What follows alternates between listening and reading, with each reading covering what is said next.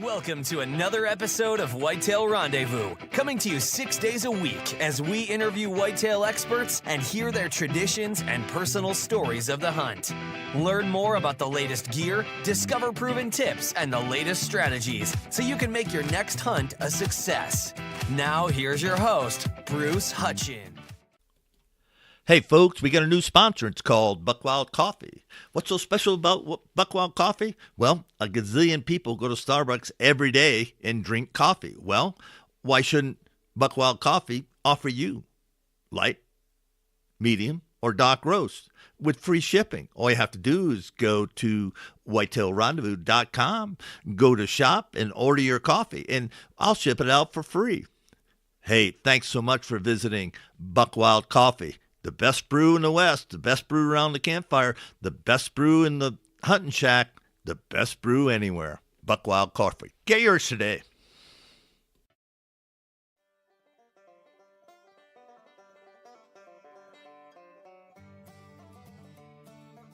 Hello, welcome to another episode of Whitetail Rendezvous.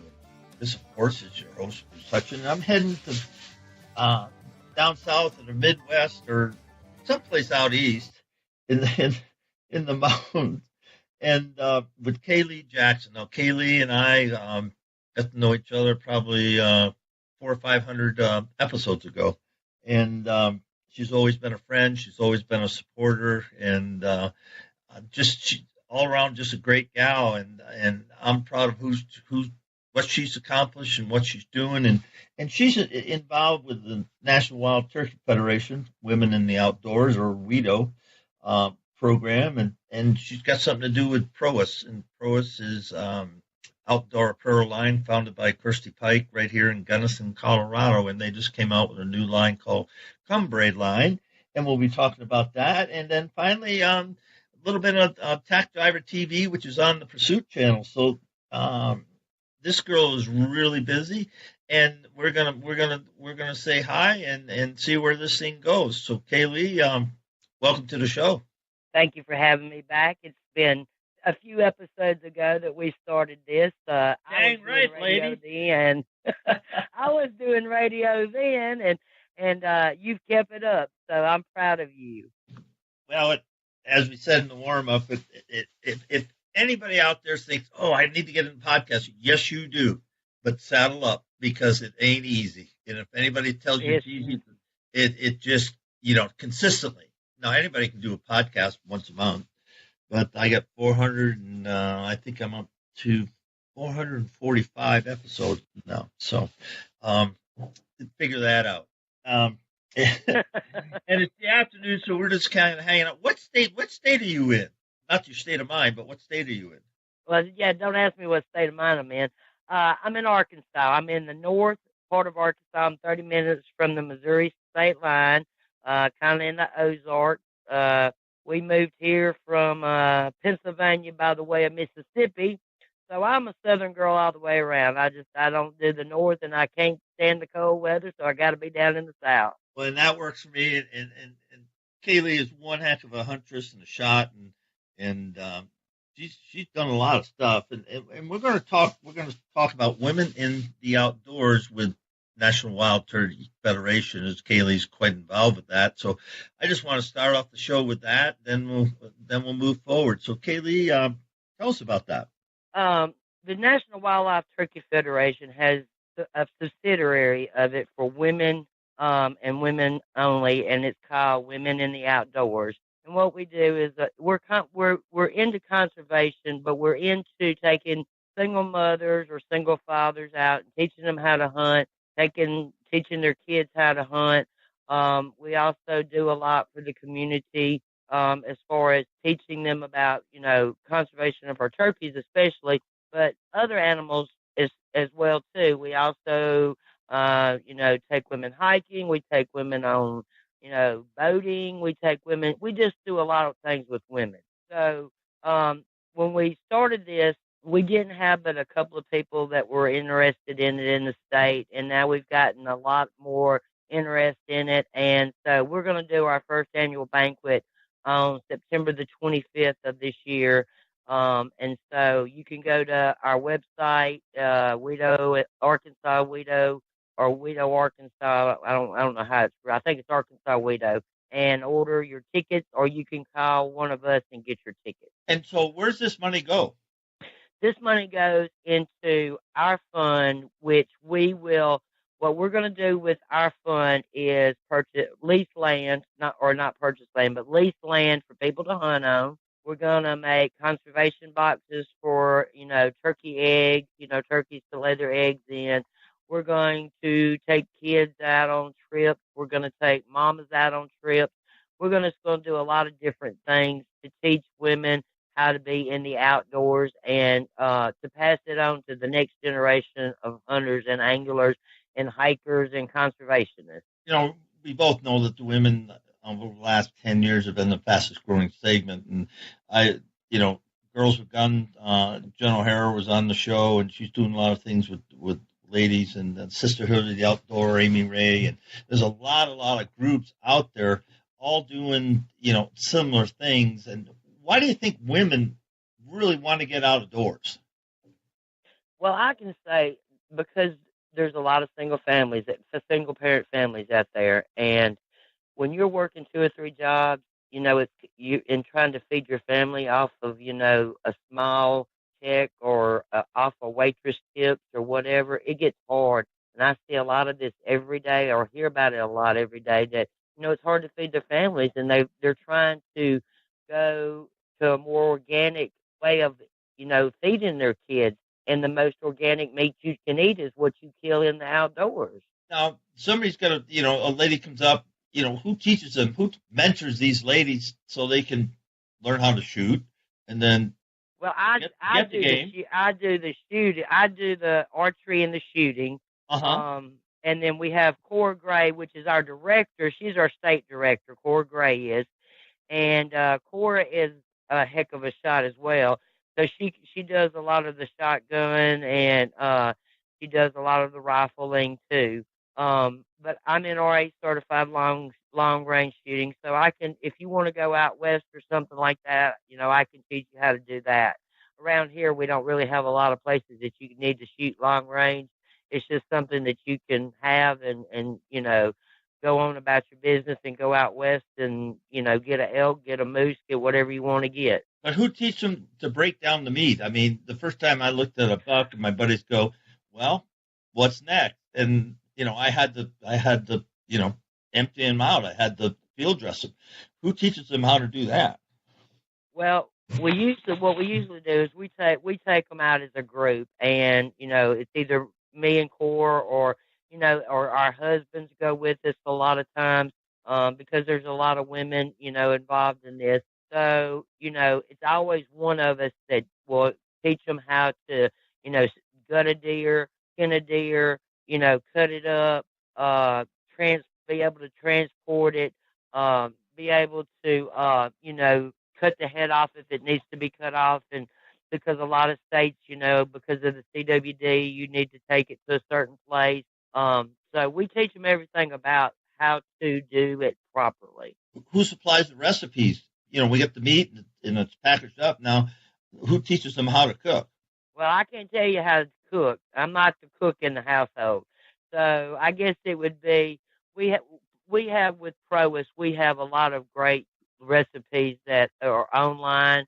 You can go online to, proishunting.com and get a lot of great recipes off our website. All right, we're going to talk about Prois in a little bit, but back to the National Wild Turkey Federation. They've been around a long time. A good friend, Brenda Valentine's been so involved with them forever. And so is this a new program, WITO? Is that a new program for the Turkey Federation? No, it's been around a long time. Debbie Leggetti was the first one I ever knew that was actually in the WITO program. Jana Waller's in it. There's a lot of women that you would hear or know by name that's in this, and it's been around. I'm not sure exactly what year it started, but it's been around for, I guess, probably 20, 25 years. All right, but you just recently got involved. I did. I just got involved last year with it. We with our group, what we try to do is we try to work with the WIDO and the BOW, which is another group in the state. And what we do, what I ended up doing was becoming friends with Cora, and Cora asked me would I help her. So I went down to Conway and we met, we talked, and we decided that because I had connections, she had connections, that we kind of worked together.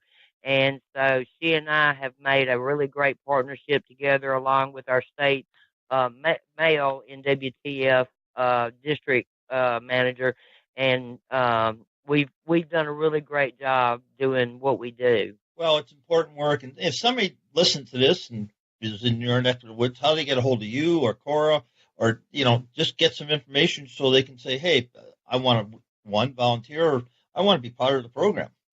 Okay, well, first of all, you can call me anytime. My number is 870-421-8421. And if I don't answer, I will call you back as soon as I get your message, because I'm either busy or I can't get to the phone. Cora's number, you can go on to my Facebook page and look under the WIDO banner that's gotten up there, and Cora's number's on there. I don't have it right here with me. I should have had it here, but I don't. But you can call her. She's out of Conway, and she can help you. But if you want to, help us, that's great. We take donations for this banquet. We would appreciate any donation that you could give us to auction off, to raise money, or to give as a door prize.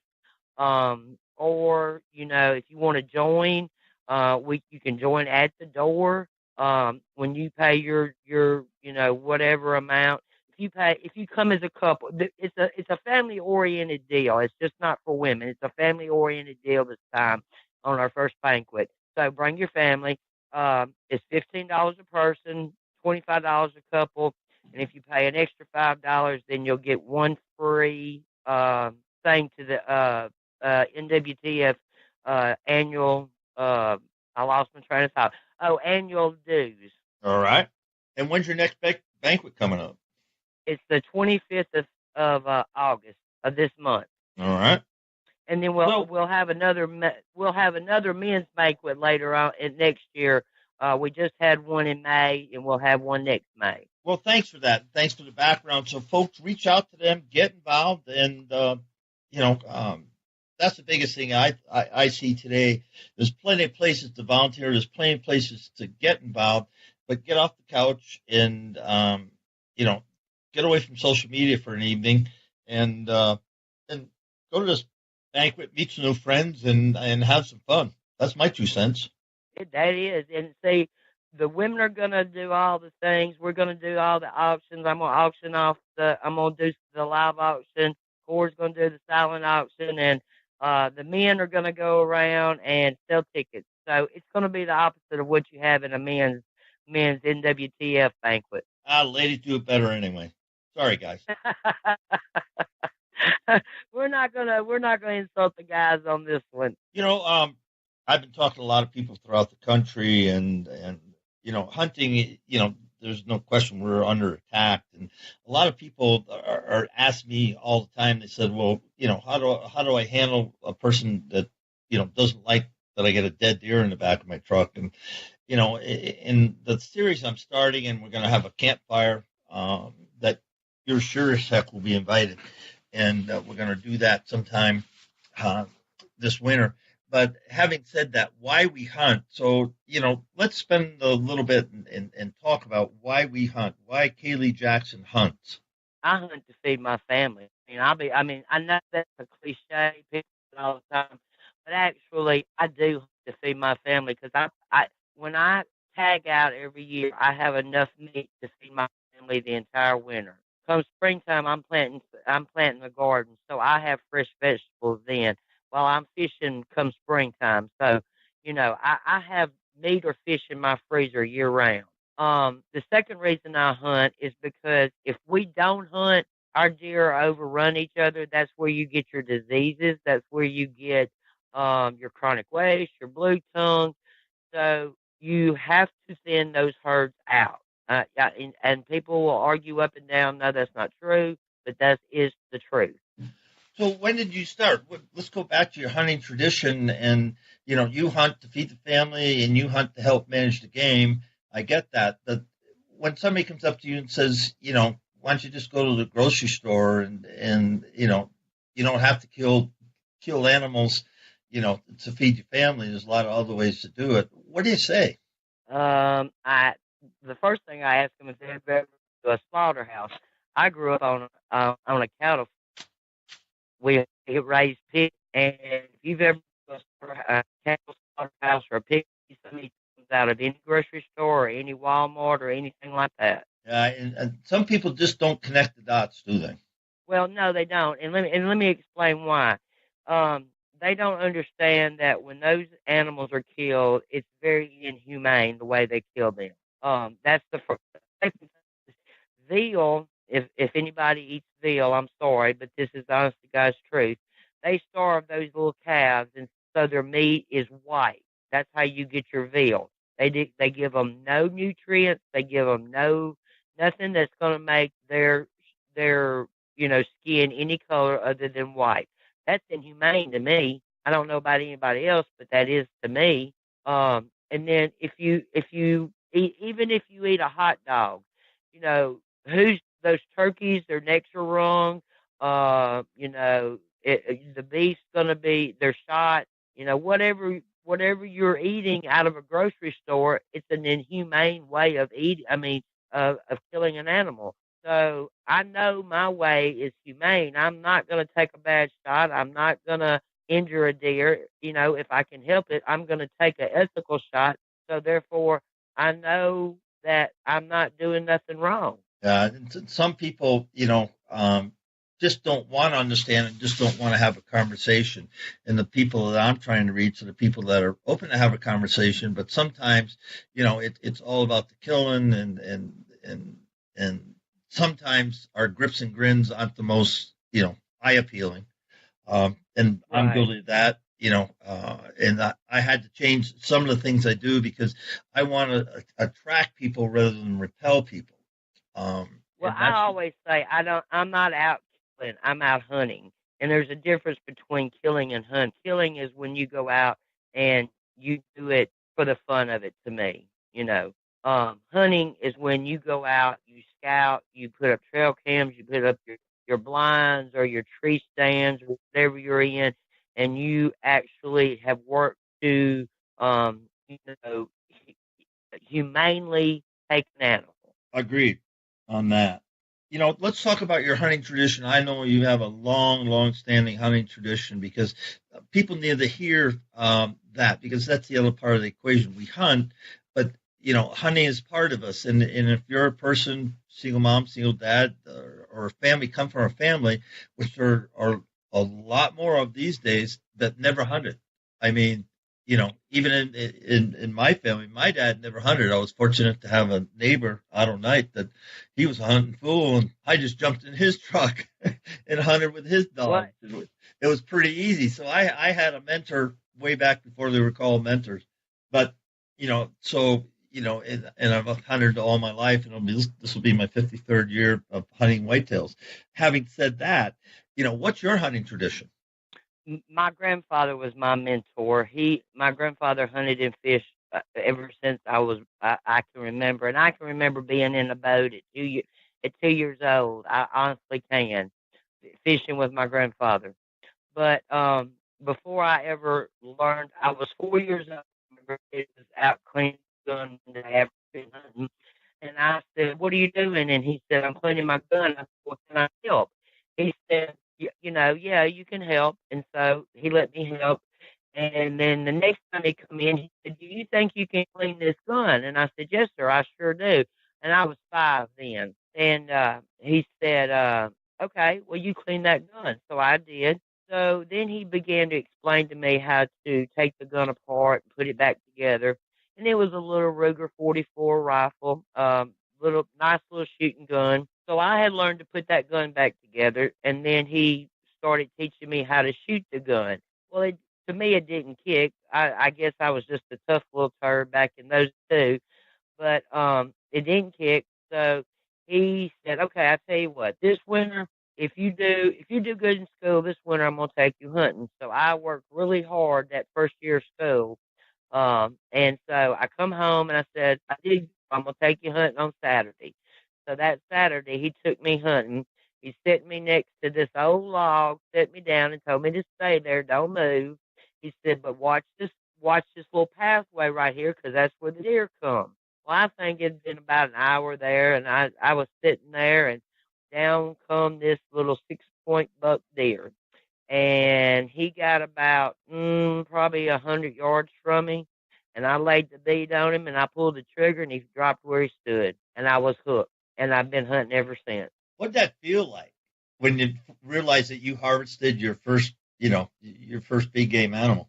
I don't think I realized what I realized what I had done, but what I realized most was that when he come down there and saw that deer, 'cause he heard the shot and he come down there and saw the deer, he looked at me and he said, "Job well done, baby girl." And that made me more prouder than me actually harvesting that animal, because I was all about making him proud. And I went over there and he said, "Now I'm gonna teach you how to gut it." So if if you ever learn to gut a deer, you got to learn not to hit the glands, right? So he said, "I'm gonna teach you how to gut the deer." So he did. Well, he didn't hit the glands or nothing. So the next time I was 7, the next year I killed another deer. This was a little doe. I killed the next year. Well, I went down through there and you know I accidentally cut open the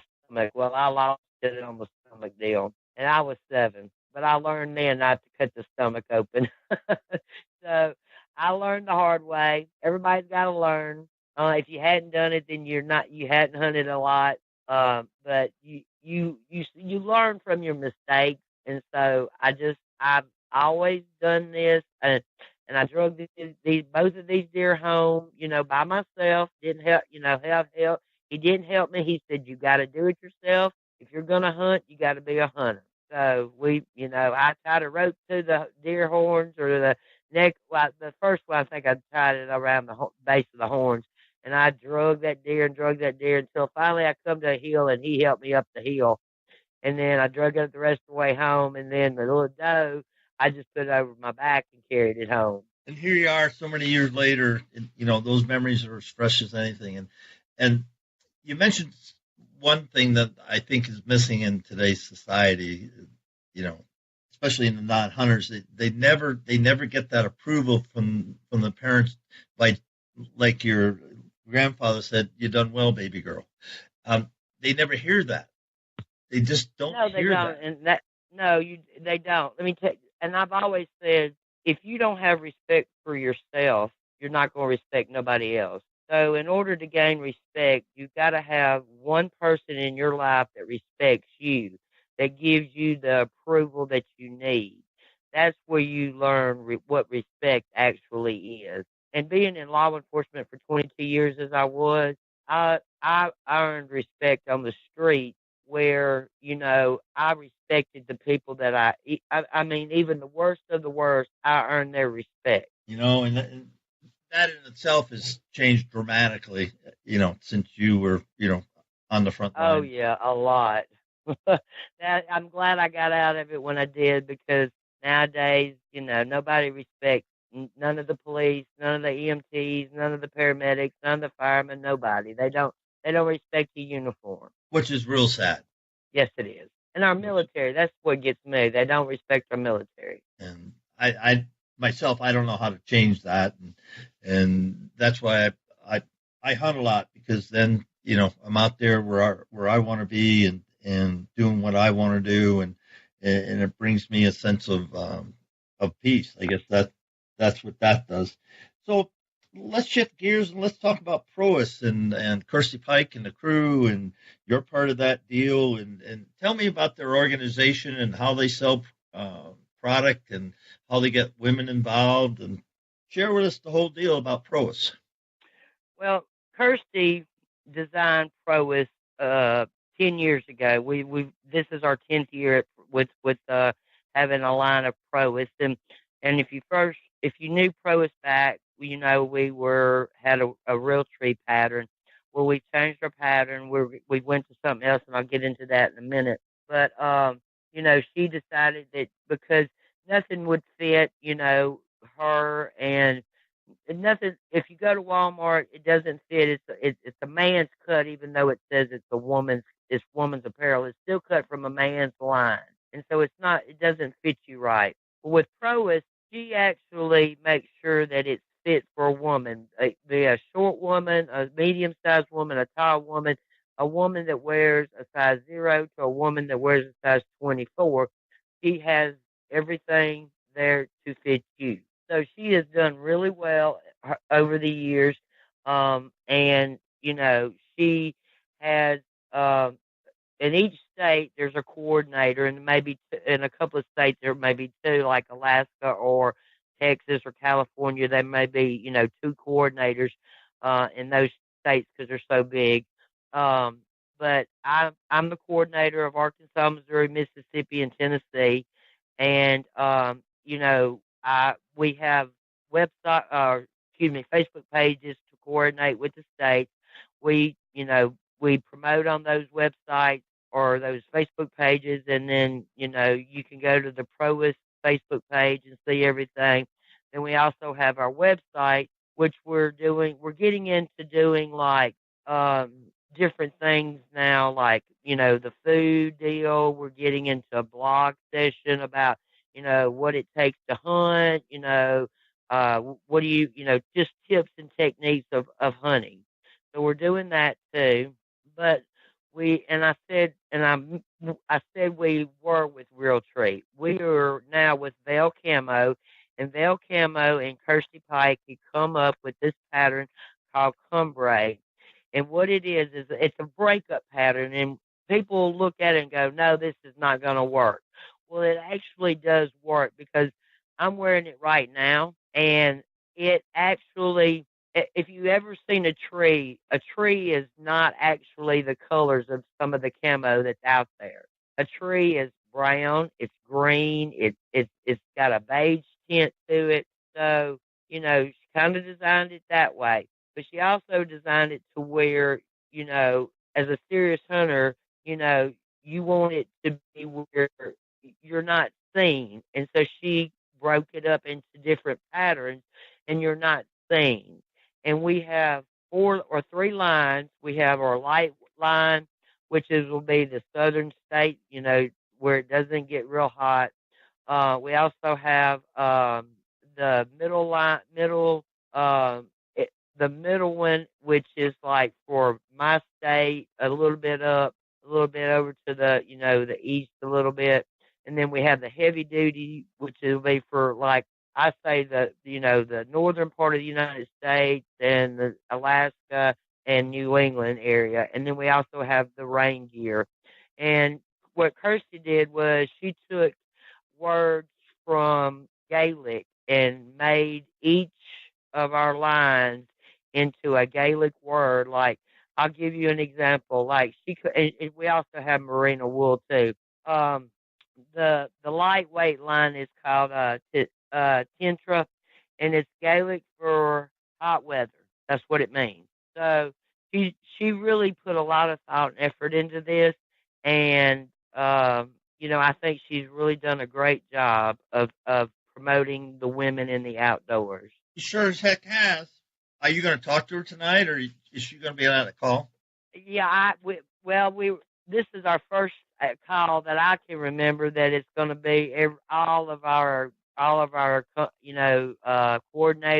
our state coordinators, our pro staff, our field staff. This is I guess the 3 years I've been at Prois, this is the first time that we've ever had done this. So, well, just tell her Bruce Doggy said hello. Do what? Just tell Kirsty that Bruce Doggy said hello. Oh, I will. I will do that. I absolutely do that. That's my nickname. I will absolutely do that. When I used to hang She's up a in good girl.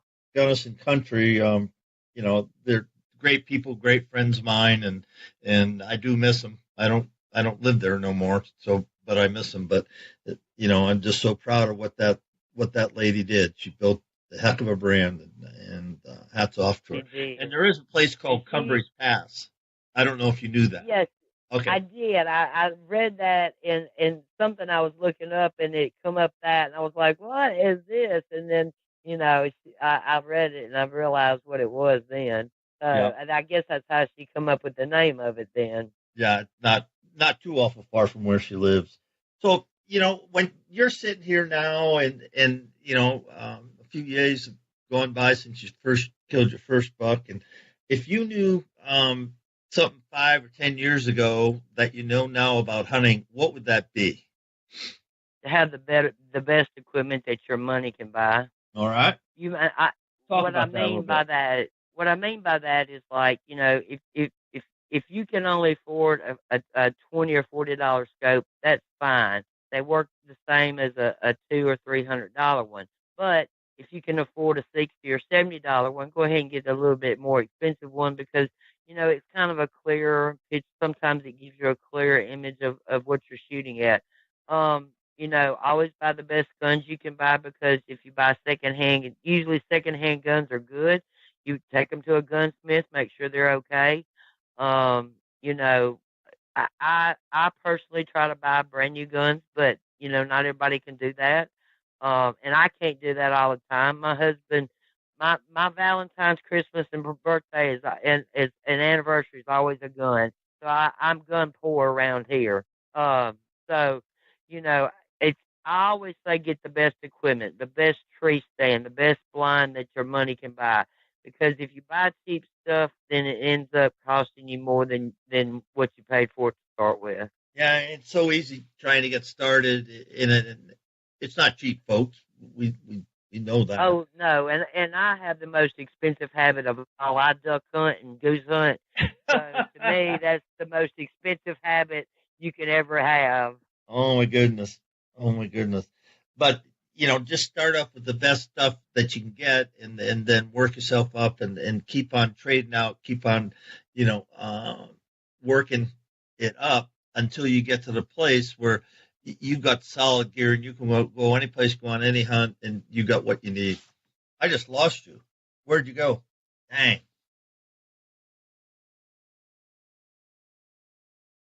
Whitetail Rendezvous is pleased to announce a partnership with GoHunt.com. Who's GoHunt.com? Well, if you're a DIY hunter, you need the information at GoHunt.com/insider. Why? Because it provides 4,200 profiles, every unit, every species, and every season. Furthermore, they give in-depth analysis, interactive maps, unit access, and seasonal trends. Draw odds are very important, and they give you the most accurate information in the business. All this is available when you go to GoHunt.com/insider. Make sure you use promo code WR when you join Insider. You'll get a $50 gift card for GoHunt.com Gear Shop. All in all, if you're hunting out west in 2018, GoHunt.com Insider is where you need to be to get all the research information. When you use promo code WR, Whitetail Rendezvous receives a small commission from GoHunt.com.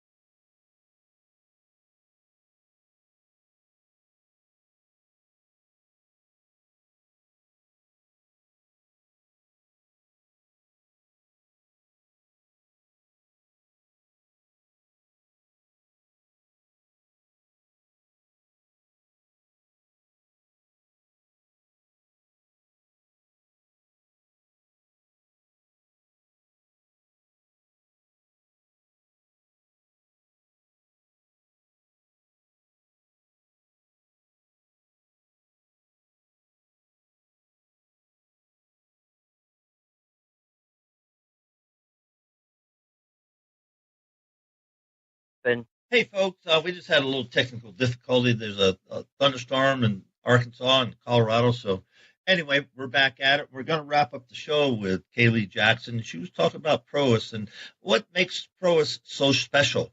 So tell us about, why that brand is the number one women's brand in the United States, in fact, North America. Well, because we engineer all our gear, especially for women, and we maintain creative control in each and every piece. And we're committed to you as the female hunter. I'm talking to you females. We're committed to you.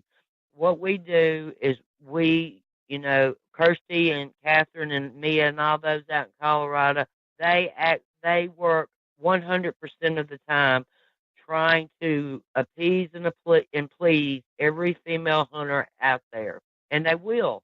If you never tried Prois, you have to. And I've heard people say it's too expensive. Well, I would rather buy one piece of expensive equipment and not be cold than be out there in a $40 jacket freezing my tail end off. So buy that $99 jacket or $149 or $199, whatever the price is, and make it a Prois piece. Make it something that you will wear constantly. I mean, I wear my t-shirts or short sleeve shirts all year round. I don't wear them just during the hunting season. I wear them year round. And people ask me all the time, "What's the piece stand for?" Well, it stands for Prois. So it gets around after a while. So that's what we're trying to do with the coordinators is that we're in the States. We, try to get enough women in the state to join. We ask the women to, share it with their friends. We do home parties. We're a little bit different than any other line that you can imagine. Yeah, and Kirsty had a background in EMT, ER medicine. She was a nurse in Gunnison, Colorado, and she knows. I mentioned that because she knows what it takes to keep you warm, to keep you safe, to get you back to camp, and all her apparel is designed. It's just not made; it's designed. And you talk about the merino wool. That's the warmest wool you can wear. And I have been soaking, and still been warm. Why? Because I was in wool. And so there's a lot of factors. The merino wool is the best of the best. Yeah, you can't get any better. So when you think about that, ladies, the company is for you, Kirsty and Kathleen, and their little bunny in their store. Yeah, we lost our little bunny. Oh no, he go up and die? Yeah, Bun died. He died. About a week or so ago. I did not know that. Yeah, I did not know that. It was sad. I did not know that, but they'll figure it out. But what I'm saying, and we're going to close the show with this, Kirsty had a dream 10 years ago. She didn't have a lot of money. She didn't have any experience in the apparel business. She knew what she didn't want, and she went out and created it with a lot of friends, with a lot of help from a lot of people. She didn't do it herself, but she stayed to it. She stayed to her dream, and now she's making that dream available to women throughout the United States. So hats off to Kirsty Pike. And Kaylee, it was just a pleasure being with you this evening, and can't wait to have you on the show again and to catch up. I appreciate you, letting me be on as always. It's a pleasure talking to you and talking to the people that listen to the program. And I hope I made a little sense, and I hope you get out in the outdoors and get off the couch and do a little hunting or do a little fishing or do a little hiking or whatever you want to do. Just do it outdoors. And do it in Prois gear. Exactly, in Prois gear. And be sure to catch Tack Driver TV on Friday night. There you go. We didn't talk about that. Why don't you close up with that? Say how they can find you on Tack Driver TV. Tack Driver TV is a group of people that, we self-film ourselves, and Nick Albanese had a dream about being able to do this. So him and a few of his friends formed Tack Driver TV. And what you do is if you self-film, you can sign up. You have to pay. It's like I think $150 for a package to get in. But what you do is you'll self-film yourself. You'll send your raw footage to them, and they'll do the rest of it, and then you'll be on TV. There you go. Well, girl, And it's on the Pursuit channel. say hi to all my friends over at Prois, and I'll talk to you down the line. All right. Thank you, Bruce. I appreciate it. Next up is Adam Bryant III, or shortly known or fondly known on the internet world as Bryant Land, or the original Bryant Land. And AB3 is a very interesting person. He's a sports director for a professional team. And he spent 6 months a year traveling with the team and directing all the sports. And the rest of the time, he's down in Georgia with his family, and he's hunting and fishing and having a great time. And he's looking to change things up. He's looking to bring Bryant Land to the masses. And with his skill sets, he's certainly going to do that. But more important than anything you're going to hear in the show, AB3 loves to have fun. He loves to laugh. And hunting to him is peace and quiet, because I'm sure you can realize if you're a sports director of a professional team, it gets chaotic, it gets hectic, and from one town to the other, and there you go. So he loves sitting in the deer stand. He loves throwing a plug out for bass, and he just loves spending time with his family and understanding that hunting is more than just to kill, more than just to harvest.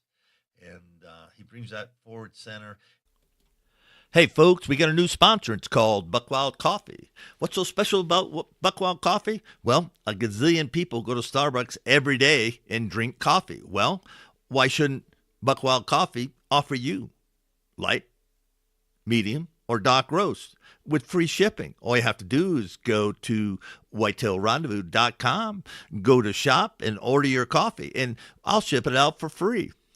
Hey, thanks so much for visiting Buckwild Coffee. The best brew in the West, the best brew around the campfire, the best brew in the hunting shack, the best brew anywhere. Buckwild Coffee. Get yours today. And I'm just privileged to have him on the show and call him a friend. Thanks for joining us. Be sure to tune in tomorrow for another episode of Whitetail Rendezvous, where you can listen and learn from the experts so you can be more successful on your next hunt. Until next time, listen, learn, and succeed.